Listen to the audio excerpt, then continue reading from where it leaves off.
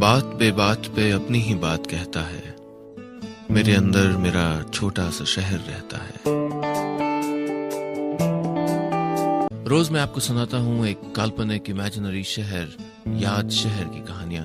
मैं आपको सुनाने जा रहा हूँ दिनकर शर्मा की लिखी कहानी तेरा मुझसे है नाता कोई, बिना किसी एड ब्रेक के।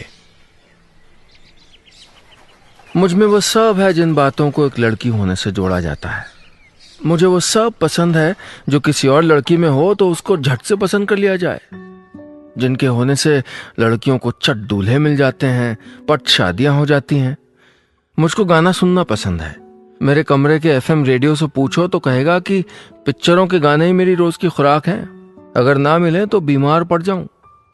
रेडियो ऑन करके मस्ती में हौले हौले थिरकते, मंद मंद गुनगुनाते अपने काम में लगे रहना मेरे लिए वैसा ही है जैसे शरीर के लिए परछाई। मुझको डांस पसंद है। न सिर्फ अपने कमरे में इठलाती फिरती हूँ, बल्कि हमारे इधर तो हर शादी ब्याह के मौके पे मेरे डांस की स्पेशल फरमाइश की जाती है। सब खुशी से झूमते हुए आपकी ओर टकटकी लगाए देखते रहें तो दिल बल्लियों उछलता है। तारीफ के बिना शायद डांस करने का सर्कल पूरा नहीं होता। डांस और म्यूजिक मेरे दिल से जुड़ी दो चीजें हैं। इनके अलावा भी ऐसी चीजें हैं जो मैं बस यूं ही कर लेती हूं, पर लोग उसका गुणगान करते नहीं थकते। घर को सजा सजा के रखना मुझको पसंद है। कभी कभार ब्रश लेके बैठ जाती हूं और कोई नया वॉल हैंगिंग या ड्राइंग रूम के लिए कोई नई पेंटिंग तैयार हो जाती है। इसके अलावा जौनपुर वाली अम्मा आई तो उनको हर रोज तेल मालिश, या किसी के यहाँ कुछ फंक्शन हुआ तो डेकोरेशन का काम संभाल लिया। वैसे आप मुझसे पहली बार मिल रहे हैं, इसलिए जाहिर है कि आपने मेरे हाथ का खाना कभी नहीं चखा। मुझे जानने वाले सभी दीवाने हैं मेरे बनाए खाने के। ऐसा मैं नहीं, वो कहते हैं। पापा मम्मी और अज्जू ही नहीं, बल्कि सारे रिश्तेदार, पड़ोसी, मेरे बॉस, कलीग, नए पुराने सारे दोस्त, यहां तक कि टीचर भी। याद नहीं आता लिस्ट कितनी लंबी है, और इसका भी हिसाब नहीं है कि इनमें से कितनों की शॉपिंग मेरे बिना हो ही नहीं सकती है। शुभा यार, तू कब फ्री है बता ना। स्टॉक क्लियरेंस सेल है, सिर्फ 3 दिन और है। कल ही रोहन कह रहा था। खुद के लिए भी जीन्स लेने का वेट कर रहा है, और उसकी गर्लफ्रेंड दिया के लिए गिफ्ट भी। लेकिन उसको नहीं पता कि दिया के साथ शॉपिंग पे जाने का वादा मैं पहले ही कर चुकी हूं, तो उसका नंबर 1-2 दिन लेट ही आएगा। सबको लगता है कि मेरा फैशन सेंस अच्छा है। मामा तो पीछे ही पड़े हुए हैं कि फैशन डिजाइनर बन जाऊं, लेकिन मुझको सीए करना था, मैंने किया भी। ब्लू शाइन चार्टर्ड अकाउंटेंट सबसे बड़ी फर्म है हमारे यहाँ की, और 10 सालों में ऐसा पहली बार हुआ है कि यहाँ किसी को सिर्फ 1 महीने की इंटर्नशिप के बाद नौकरी मिल गई हो। पापा गले लग के रो पड़े थे उस दिन। वो नानक देव फाउंडेशन अस्पताल के अकाउंट्स डिपार्टमेंट में है, और मेरी पहली ही पगार उनके कई प्रमोशनों पर टिकी तनख्वाह से ज्यादा थी। धीरे धीरे उस दिन को भी महीने हो गए, और आज उस बात को 5 साल पूरे होने आए हैं। 5 सालों में मैं कंपनी की ब्रांच मैनेजर हो गई। पहले खुद के लिए स्कूटी ली, फिर पापा के लिए कार। 2 महीने पहले अज्जू की इंजीनियरिंग भी हो गई। 8 लाख का पैकेज ऑफर हुआ है बेंगलोर में। अपनी गर्लफ्रेंड से शादी करने का फैसला भी कर लिया है उसने। शिवानी बहुत अच्छी लड़की है, हमको पसंद है। जिस दिन उन दोनों की शादी होगी मेरे लिए बहुत खुशी का दिन होगा। संगीत में तो मैं बहुत धूम मचाने वाली हूं। यही सब सोचते सोचते ये भी ख्याल आ जाता है कि जब शादी में सारे लोग इकट्ठा होंगे तो फिर वही बात आ जाएगी, मेरी शादी कब होगी। पापा को फिर कोसा जाएगा। आखिर 30 बरस की लड़की को कौन घर में बिठा के रखता है। मेरी शादी अब तक क्यों नहीं हुई? रिश्तेदारों को यह सवाल जमाने भर की 1000 दिक्कतों से ज्यादा परेशान करता है। लेकिन मेरे दोस्त, जिनमें से कुछ तो गोद में बच्चे खिलाने लगे हैं, कहते हैं जब तेरी खुद की फर्म होगी ना, लाइन लग जाएगी लड़कों की। अब तक लड़कों की लाइन तो नहीं लगी, लेकिन मैंने कई बार परेड की है अनजान लड़कों के सामने। मेरी तारीफों के पुल सुन के रिश्ते तो कई आए हैं, लेकिन फिर उल्टे पांव भी लौट गए हैं। एक दिन पापा ने खुद ही सिलसिला बंद कर दिया। बोले मुझे अपनी बेटी की नुमाइश नहीं लगानी। उसके बाद दिन यूं बीतते गए जैसे कहीं जाने की जल्दी में हूं। अगर कहूं कि दिखने में मैं एक साधारण लड़की हूं तो आपसे झूठ बोलने से ज्यादा ये खुद को दिलासा देने वाली बात होगी। मैं साधारण होती तो लकी होती, लेकिन मैं वैसी नहीं हूं। कोई मुझको पलट के देखता है तो उसकी आंखों में शौक की फीलिंग होती है या फिर दया का भाव। ऋतु मेरी सबसे अच्छी दोस्त है। 11वीं की बात है, किसी बात पे उसका गुस्सा उफन आया तो मुझ पे चिल्ला उठी थी, तेरे घर में शीशे भी डरते हैं तुझसे। फिर काफी देर तक मेरा हाथ पकड़ के रोई भी थी।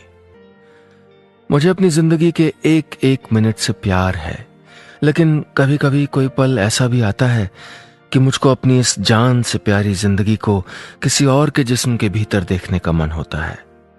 अक्सर इस तरह के ख्यालों में खो जाती हूं, इन दिनों तो कुछ ज्यादा ही। और फिर अपनी इसी उधेड़बुन में रमने के लिए इस कॉफी हाउस में आ बैठती हूं, अकेले, इसी कॉर्नर वाली टेबल पर। ऑफिस से घर जाते वक्त यहां रुक के खुद के साथ टाइम बिताना अच्छा लगने लगा है। मुझे प्यार कभी नहीं हुआ। एक तरफा प्यार को प्यार नहीं कहूंगी।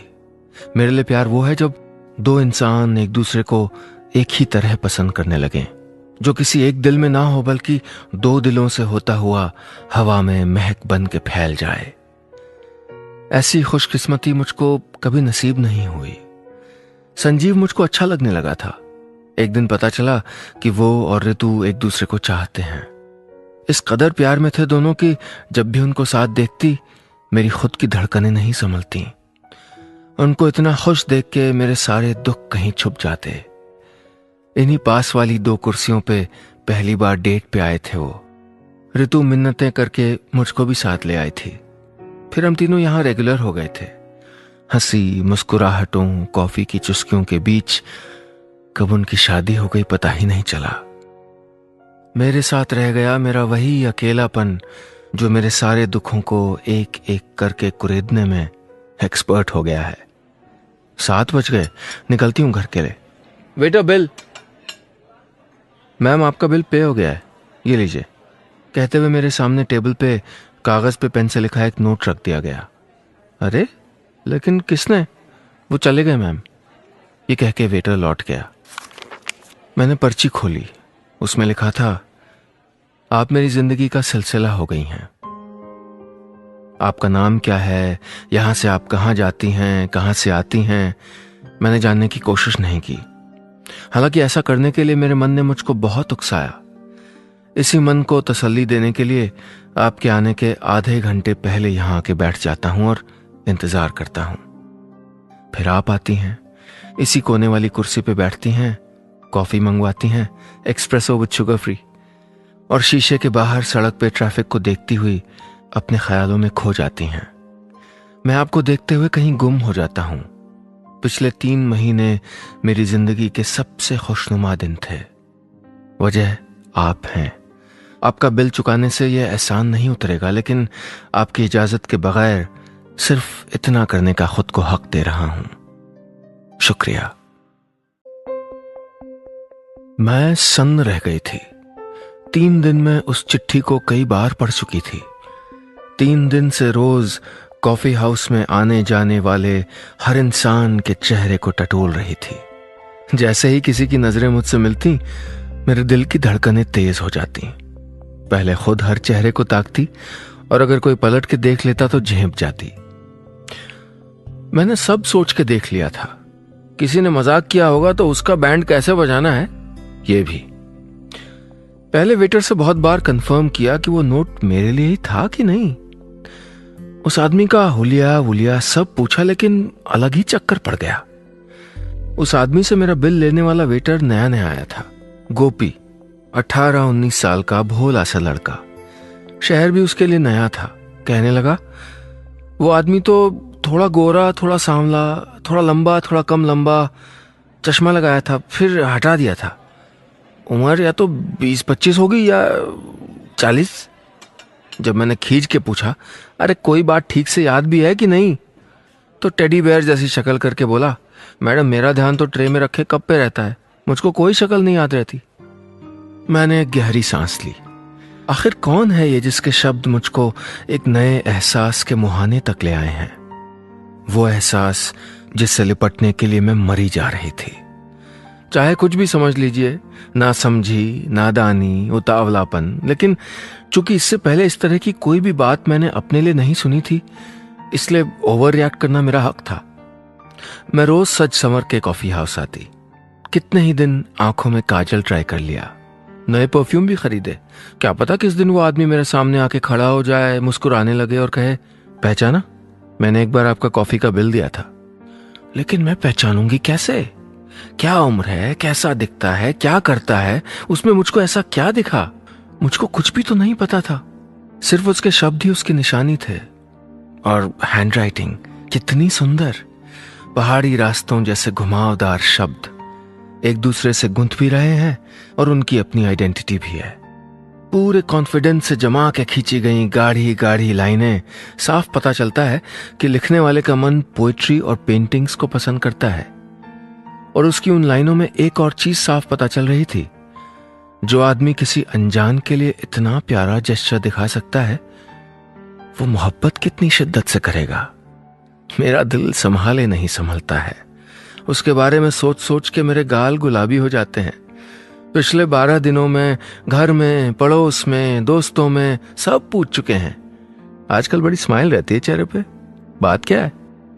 लेकिन मैं जिसके लिए खिली जा रही थी वो कब सामने आएगा? मुझे बताए तो सही, मैंने ऐसा उसका क्या फायदा किया था कि उसने मुझसे कहा कि उसके पिछले 3 महीने बहुत अच्छे कटे? या यही बता दे कि मैंने उसका क्या कोई नुकसान ही कर दिया है कि एक कागज का टुकड़ा छोड़ के गायब हो गया? माना कि मेरे मन में उसके लिए एक वैसी सी फीलिंग आ रही है, लेकिन कौन सा मैं उसको देखते गले में वरमाला डाल दूंगी? मेरा इंतजार खिंचता गया और इसी बीच 4-5 दिन के लिए मुझको इंदौर जाना पड़ा, मौसी की छोटी वाली बेटी की शादी में। वहां भी चहकती ही रही मैं, मन में एक मीठी मीठी कसक लिए कि इस बार मेरे पास भी किसी को मिस करने का कारण है। खूब मस्ती की, डांस कर करके हमने बारातियों में इंफीरियोरिटी कॉम्प्लेक्स भर दिया। और जब नानी ने कहा अब तो बस सुबह के लिए एक अच्छा सा लड़का मिल जाए, तो मैं उनसे लिपट के नाचने लगी। वापस कॉफी हाउस आई तो गोपी मुस्कुराता हुआ मेरे पास आया, बोला, मैडम वो कल आए थे, और विजयी भाव से मेरे हाथ में एक और चिट्ठी थमा दी। इस चिट्ठी में भी घुमा फिरा के बात कही गई थी। उसने लिखा था, माफ कीजिएगा, मुझे ऐसे गायब नहीं होना चाहिए था। गोपी ने बताया कि आपने कई दिन मेरे आने का इंतजार किया। आपकी तकलीफ का जिम्मेदार हूं मैं। दरअसल मैं घबरा गया था। मुझे लगा कि यूं जज्बात में बह के मुझको वो सब नहीं लिखना चाहिए था। बहुत कुछ जाहिर कर दिया था। ये मेरा इजहार था, जाने आपने क्या सोचा होगा। फिर कुछ रोज नहीं आऊंगा। जब आप किसी के ख्याल में इस कदर घिरे हों तो उससे रूबरू होने के लिए भी हिम्मत चाहिए। मुझसे कुछ कहना चाहें तो एक कागज पे लिख के गोपी को दे दें। आपकी कोई निशानी मुझको मिली तो दुनिया हासिल हो जाएगी, जी जाऊंगा मैं। गोपी ने बताया कि उसने अपने फोन से उस अजनबी की फोटो भी लेनी चाहिए थी, लेकिन वो आदमी नहीं माना। बाद में गोपी ने एक स्केच भी बनाया। वो ऐसा था जैसे पिरामिड पे सूरज उगा हो, काला चश्मा पहने, भरी भरी दाढ़ी मूछ वाला। ज्यादा नहीं, कोई 32-35 के होंगे, कम भी हो सकते हैं। बोलते बहुत कम है, आवाज ठीक से सुनी नहीं, वरना सही उम्र बता देता। मैंने उसको थैंक्स कहा और वापस उस चिट्ठी को पढ़ा। फिर मन ही मन कहा, ठीक है, तुम इस तरह चाहते हो तो इसी तरह सही।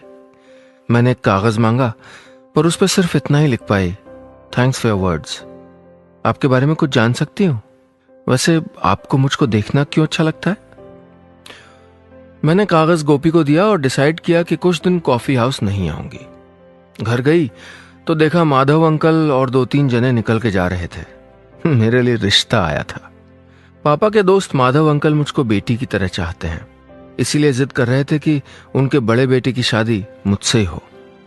मैंने तो उसको कभी देखा भी नहीं था। शायद कुछ महीने पहले ही इंडिया आया था। घर संभालने के लिए उसको कुवैत में नौकरी करनी पड़ी थी।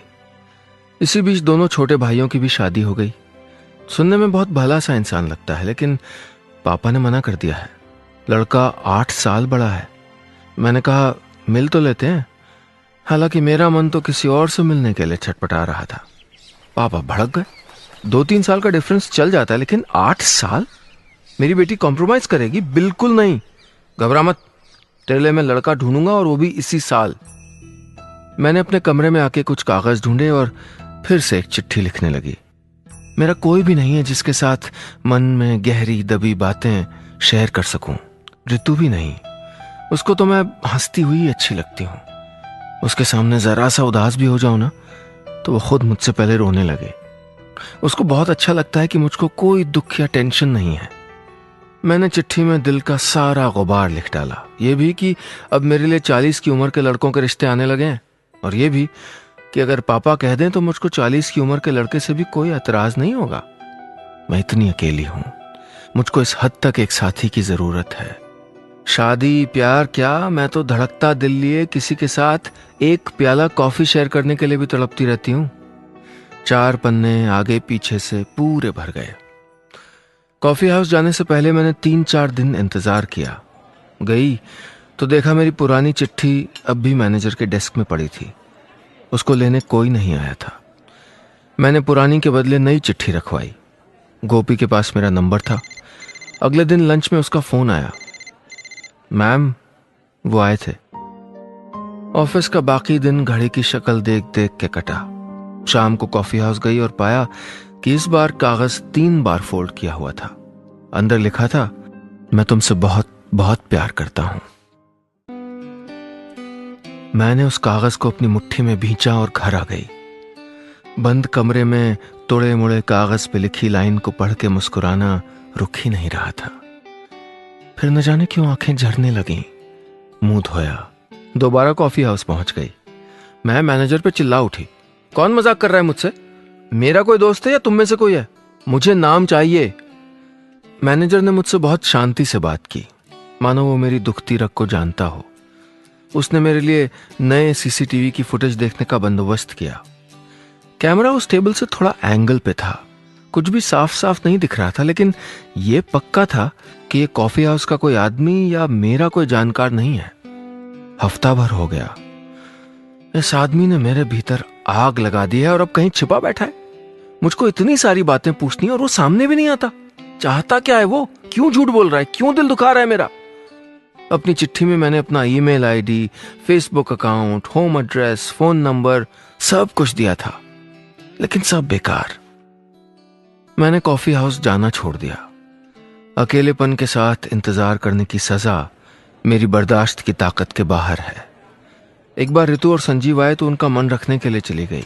वो दोनों पुरानी जगह आके बहुत खुश हुए और मुझको डर था कि कहीं अभी वो सामने आ गया तो। प्लीज आज मत आना, आज मैंने बाल भी नहीं ठीक से बनाए हैं। वो नहीं आया। 2 दिन बाद घर पे एक चिट्ठी आई। लिफाफे पे वही लिखावट। अंदर 4 पन्ने करीने से स्टेपल किए हुए हैं। सफाई से मार्जिन छोड़ के पन्नों के एक ही तरफ ये लिखा है, तुम्हारा खत पढ़ के बहुत रोया था मैं। मेरी रोशनी पे गम के इतने छींटे होंगे कभी नहीं सोचा था। मेरे पिछले खत का वो जुमला सच है। मैं तुमसे बेइंतहा मोहब्बत करता हूं। जिंदगी के बाकी रोज भी करता रहूंगा। नाम नहीं बताऊंगा, ना ही तुम्हारा जानता हूं। प्यार को इसकी दरकार भी नहीं। मेरी हर अजीज गजल तुम्हारे कई नामों में से एक है। तुम्हारे पिछले खत को पढ़ के और ज्यादा मोहब्बत हो गई है तुमसे। गजल में दर्द हो तो और दिलकश हो जाती है। मुझको सरफिरा मत समझो। ये सारा वाकया मेरे साथ पिछले 4 महीनों में हुआ है। वो कॉफी हाउस गवाह है, वहां जहां मैंने तुमको देखा और इश्क में घुलता गया। मैं तुम्हारे बारे में इसलिए नहीं जानना चाहता क्योंकि मेरे दिमाग ने बहुत से बुर्ज बना के तुमको पहले ही उनमें बिठा रखा है। मेरे जहन ने तुम्हारे अतीत, घर परिवार, पसंद नापसंद, आदतों, जैसे तुमसे जुड़ी हर चीज के बारे में तसल्ली से सोच सोच के ये किले खड़े किए हैं। मैंने अपने लिए एक अलग दुनिया तराशी है जहां सिर्फ तुम हो, मैं हूं और सब कुछ शानदार है। असल जिंदगी की फजूल सच्चाइयों को मैं खूबसूरती से जमाई इस दुनिया को हिलाने की इजाजत नहीं दूंगा। मेरा फोन बजा, कोई मैसेज है, लेकिन मेरी दिलचस्पी चिट्ठी में है। उस आदमी ने जो कभी मुझको अपना नाम तक नहीं बताना चाहता, अजीब अजीब बातें लिखी हैं। मैंने ऐसा कुछ न कभी पढ़ा है न सुना। जैसे जैसे साफ हो रहा है कि वो मुझसे नहीं मिलना चाहता, मेरा दिल बैठा जा रहा है। आगे लिखा है, तुम कहती हो तुमको किसी और जिस्म में रह के दुनिया देखने का मन होता है। मैं भी ऐसा सोच सकता हूं, लेकिन मुझको लगता है कि ऐसी फरमाइश गलत है। माना हम सब अपने अपने बक्सों में कैद हैं और वो बक्सा चाहे जितना काम का हो, सबको कहीं ना कहीं खटकता है। लेकिन ये सड़ता हुआ बक्सा जो किसी भी दिन धोखा दे जाएगा है, इसीलिए हम हैं। यही हमें इस दुनिया की बेहिसाब खूबसूरती का लुत्फ देता है। लाइनों को बार बार पढ़ना पड़ रहा है, कितनी गहराई है इनमें। फोन 2 बार और बजा। अननोन नंबर से 2 मैसेज हैं। माधव अंकल का लड़का मितेश मुझसे मिलना चाहता है। मितेश साधारण सा लड़का है, मेरे लिए यह बहुत बड़ी बात है। उसने धीमे से हेलो बोला और मुस्कुराहट थामे बैठ गया। क्लीन शेव, नई जीन्स, आयरन की हुई शर्ट। इसी चेहरे पे काला चश्मा और घनी दाढ़ी हो तो मेरे मन में रात से ही उधेड़बुन चल रही कि कहीं चिट्ठी लिखने वाला आदमी मितेश ही तो नहीं। गोपी मेन्यू लेके आया तो मैंने उसकी आंखों में झांका। प्लीज इसको पहचान लो, वही है ना ये? लेकिन गोपी चला गया। मेरे अंदर कहीं कुछ फिर से टूट गया। फिर लगा कि मितेश अगर इतनी खुराफात कर सकता है तो सबको समझा भी सकता है कि कोई रिएक्ट न करे। मेरी ओर देखे जा रहा है, ये एक डेट जैसा है। काश मेरी किस्मत कुछ बड़ा कर दे और ये वही निकले, मुझे चाहने वाला, मेरी देखी सुनी सबसे रोमांटिक कहानी का हीरो। आपके बारे में बहुत सुना है, मितेश ने कहा। क्या यह आवाज उस हैंडराइटिंग जैसी है? कॉफी आ गई। हमने इधर उधर की कुछ बातें की जो मुझको अच्छी लगी। मितेश ने बताया कि वो मुझको पसंद करता है।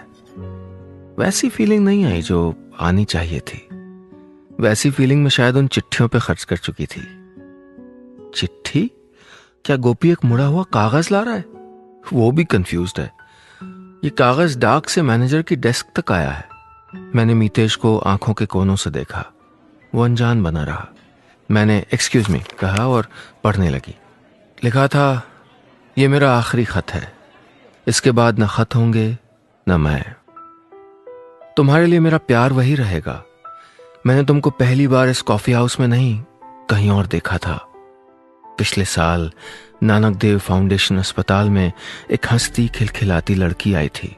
उसका जन्मदिन था। पता चला वो हर साल अपने जन्मदिन पे ब्लड डोनेट करती है। उसके बाद उस वार्ड में जाके सबसे मिलती है जहां मैं भर्ती हूं। वो मेरे पास आई तो मैंने सोने का नाटक किया। उसकी जिंदा दिली मुझको थर्रा रही थी। मैंने बस खिड़की की रोशनी में उसकी एक झलक देखी। वो नजारा न जाने क्यों मेरे लिए रूहानी था। वो चली गई तो किसी ने बताया कि यही लड़की मेरे खिड़की से नजर आने वाले हॉस्पिटल कंपाउंड में बचपन से पेड़ लगाने आती है। उनमें से कई सारे पेड़ मेरे दोस्त बन चुके थे। उनको देख देख के ही मुझको जीने की इच्छा होती थी। तब से हर पल मैं उन पेड़ों को देखते हुए उस लड़की के बारे में सोचता रहता। एक दिन जब मैं थोड़ा ठीक हुआ तो मन घूमने को हुआ। इस कॉफी हाउस में आ गया। यहां वही लड़की बैठी थी। उसके चेहरे पे हंसी तो नहीं, लेकिन वो नूर था जो उन पेड़ों की पत्तियों में चमकता था। डॉक्टरों की रिपोर्ट बताती है कि उन 3 महीनों में मैं एकदम चंगा हो गया था। उसके बाद मेरे शरीर ने फिर मुझको धोखा दे दिया। इलाज की गोलियां ही बेलगाम हो गईं और मर्ज लाइलाज। मेरे पास 2-1 हफ्ते और हैं। मैं नहीं चाहता कि तुम मुझसे मिलने आओ। मैं अभी भी उसी खिड़की के पास हूं जहां तुम्हारे लगाए पेड़ हैं। मैंने जिंदगी को हमेशा रूमानी होकर जीना चाहा। तुम मेरी सबसे बड़ी कामयाबी हो। याद रखना, मैं तुमसे बहुत प्यार करता हूं। देर सवेर कोई खुशकिस्मत आदमी तुम्हारा हाथ जरूर थामेगा, और अगर मैं कोई और जन्म लेके आ पाया तो जरूर आऊंगा। तुम्हारा। मेरी आंखों से आंसू बह निकले। टप टप। मितेश ने रुमाल दिया। मैंने कहा, मैं ठीक हूं। कुछ हफ्तों का वक्त लगा और ठीक भी हो गई। मैंने मुझसे मोहब्बत करने वाले इंसान से मिलने की कोशिश नहीं की, क्योंकि वो यही चाहता था। कुछ दिनों बाद माधव अंकल मितेश के साथ फिर हमारे घर आए। मैंने पापा से रिक्वेस्ट की, पापा मुझको जाने दीजिए। मेरी और मितेश की शादी है कुछ हफ्तों में। हम कॉफी हाउस में उसी टेबल पे बैठे हैं। मितेश को शायद आज याद भी नहीं कि मैं उस दिन इसी कुर्सी पे बैठ के एक चिट्ठी पढ़ते हुए क्यों रोई थी। बस इतनी सी थी ये कहानी।